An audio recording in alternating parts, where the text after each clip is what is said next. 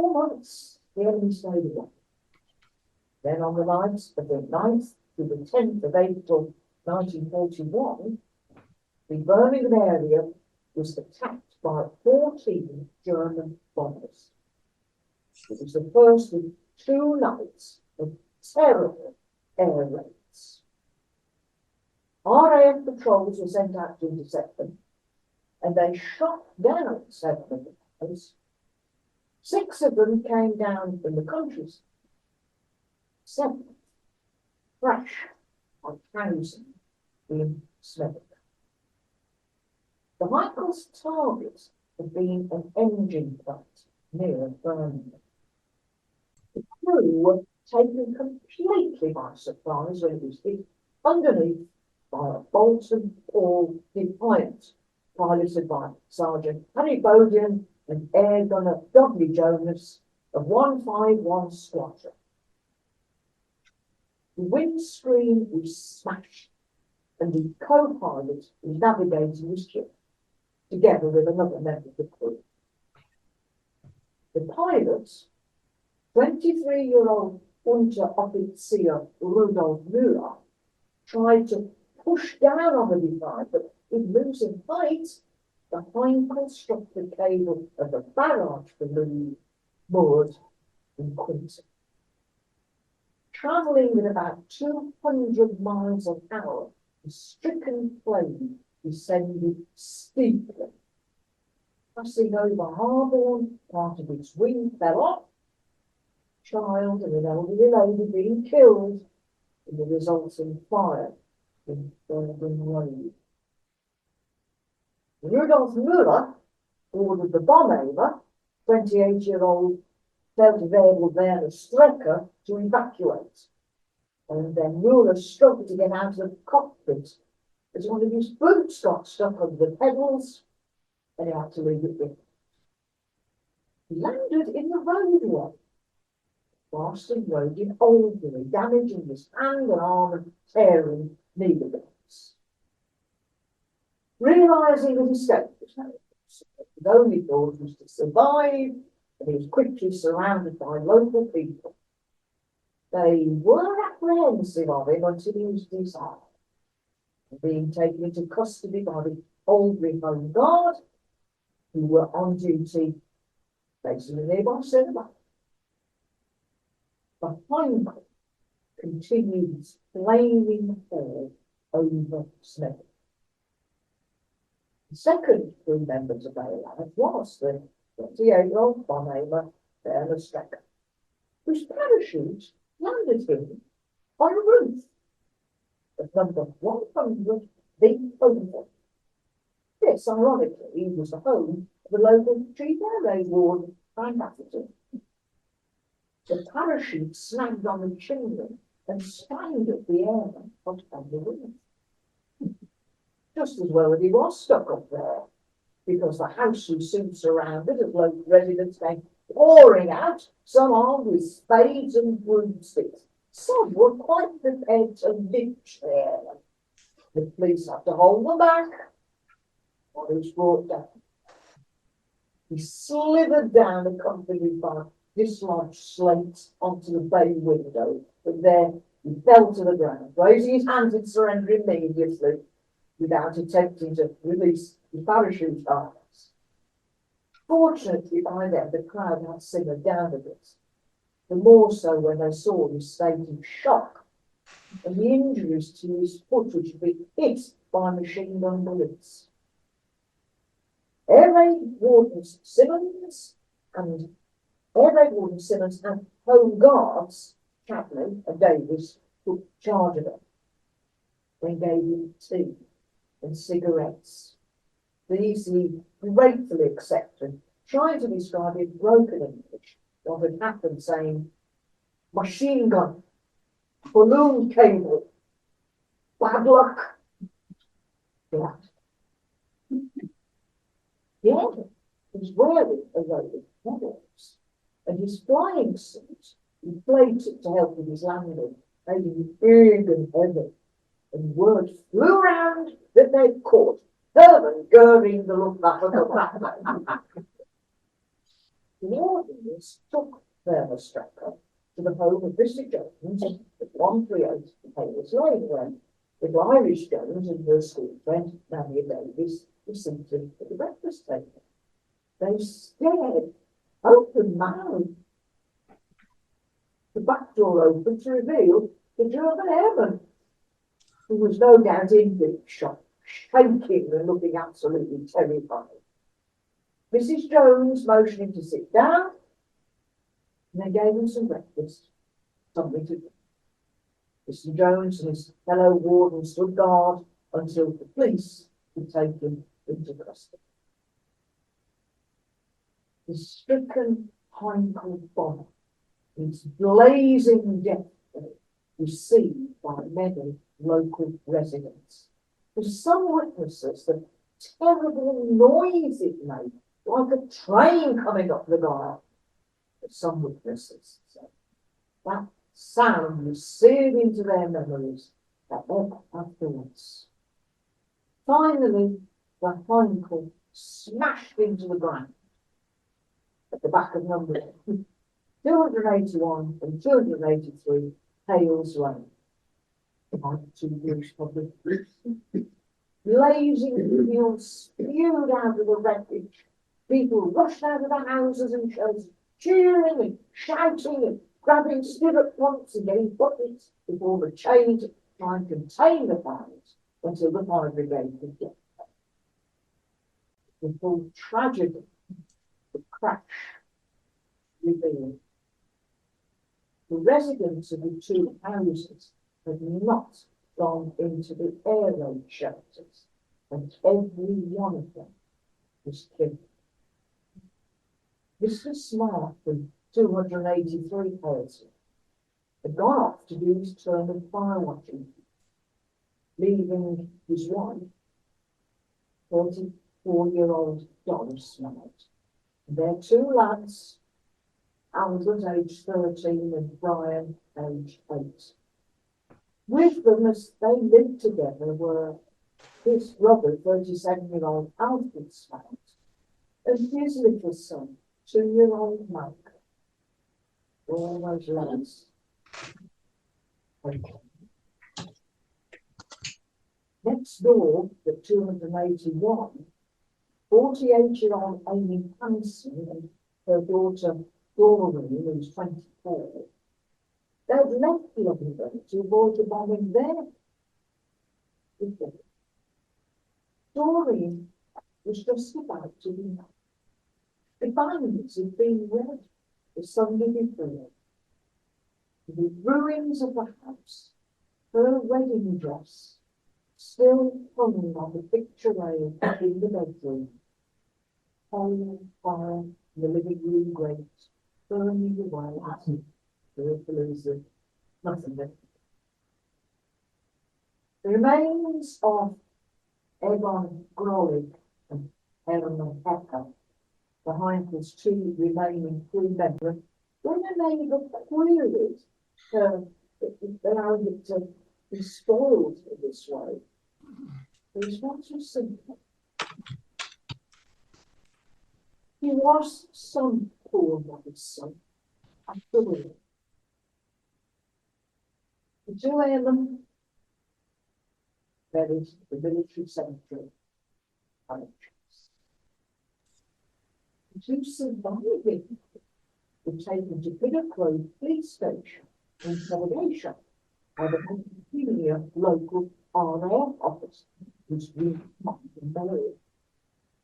Superintendent Challiner's teenage son, Gerald, with his school certificate journal, was roped in, helping interpreting.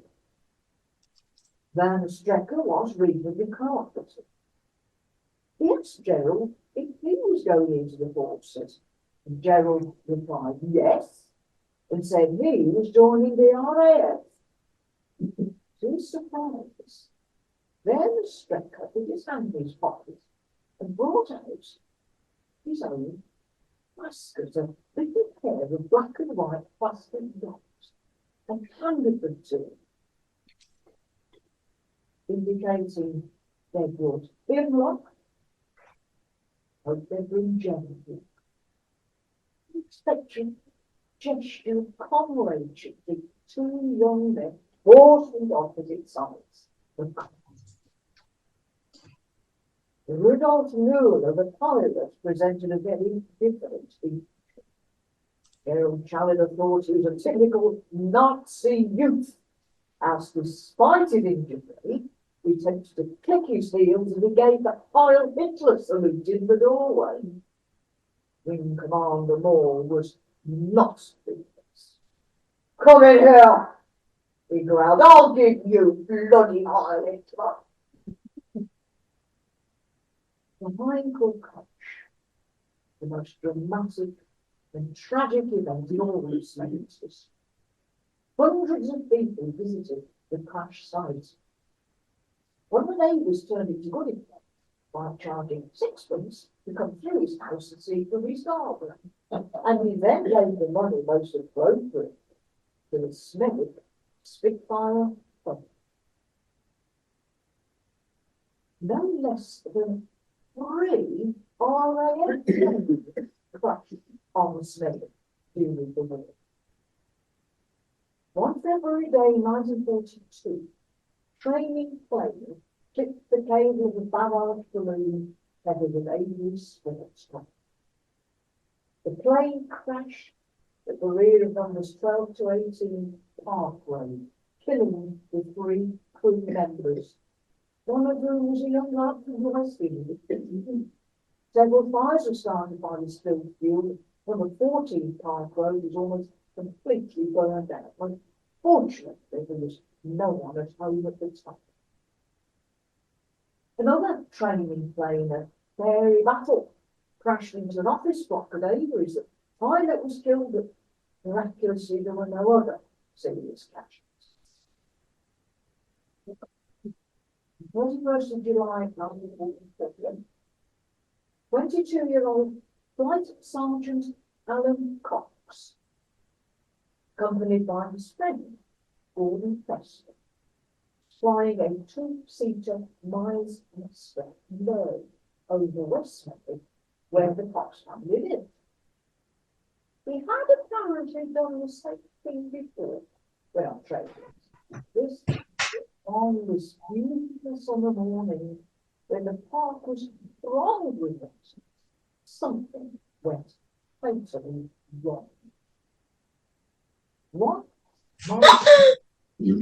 And Ken Wesley saw, now quote his words, having cleared the open area of the park, the pilots attempted to turn just above the tall trees adjacent to the boat shed alongside the pool. The plane suddenly flipped over and plunged into the ground. Charles Gardner and his friends abandoned their game of cricket, and as he described it, "We ran as fast as we could towards the burning plane, but on arrival we found the aircraft engulfed in flames, with intense heat preventing anyone from attempting a rescue of the 2 occupants." It was never satisfactorily established whether it was planetary mechanical failure, but Alan Cox was credited with having prevented an even worse fate, but the opening place of the park rather than coming down on the nearby coasts. Local boys like Alan Cox, who become RAF fighter pilots, were heroes to lads who waited to leave school, wanted to join up. The hero to all the time was Bill Savage, a Mitchells and Butlers brewery worker. He joined the Navy and became a gun layer of a 20mm pom-pom on gunboats, which were employed for high-speed cross-channel flights. On the night of the 27th to the 28th of March 1942, the forces of combined operations undertook a daring to destroy the dry dock at Saint-Nazaire in Germany. This dry dock is the only place capable of servicing the huge German battleship, the Tirpitz, which was waiting for service but holed up in a Norwegian field. Once repaired, it would be out into the North Atlantic, attacking the convoys that were bringing vital supplies to Britain. So the plan was to fill HMS Campbelltown with tiny explosives, to sail it off and ram the lock of the dry dock. The ship would wedge there and then explode a few hours later. The success of the wreck depended on the convoy accompanying them. An able seaman Savage was on an accompanying gunboat, responsible for engaging the German shoreline defences. He was in a desperately dangerous position, as he was completely exposed to intense firing which came back from the defences. Greatest coolness, Bill Savage fires heavily and with remarkable accuracy, taking out some of the German guns and keeping others pinned down. As the raiders were retreating at almost clear of the range of enemy fire, the last salvo of the shot hit his gunboat. Bill Savage was killed. The raid was a great success. The Turkish was never in there. The Victoria Crosses were awarded to both Bill Savage and to the commander of his gunboat. Bill Savage's medal is now in the National Maritime Museum. 1943, the Americans hit town.